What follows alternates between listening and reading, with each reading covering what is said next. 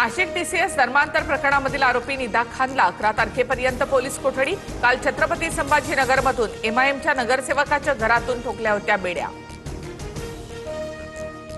निदा खानला लपवल्याप्रकरणी एमआयएम नगरसेवक मतीन पटेल सह आरोपी। नाशिक पोलिसांकडून मतीन पटेल विरोधात गुन्हा दाखल, मोबाईल सुद्धा जप्त। निदा खान फरार होण्यामागे इम्तियाज जलील यांचा हात, यामागे मोठं षडयंत्र। जलील यांनाही सह आरोपी करून चौकशी व्हावी, मंत्री संजय शिरसाट यांच्यासह गोपीचंद पडळकर यांचा आरोप। आरोप सिद्ध होईपर्यंत कुणीही दोषी होत नाही। निदा खानकडे हायकोर्ट सुप्रीम कोर्टाचा पर्याय, चूक नसल्यास एमआयएम निदा खानला मदत करणार, इम्तियाज जलील यांच्याकडून भूमिका स्पष्ट।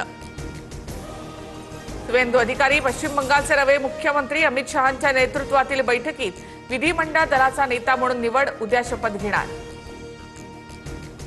पश्चिम बंगाल सरकारचा उद्या शपथविधी ब्रिगेड परेड ग्राउंडवर सोहळा होणार। पंतप्रधान नरेंद्र मोदी, अमित शहा यांच्यासह अनेक दिग्गज नेते उपस्थित राहणार।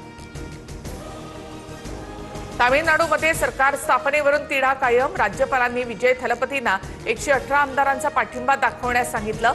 डाव्या पक्षांच्या आमदारांची पाठिंबा देण्याबाबत बैठक, निर्णयाकडे लक्ष।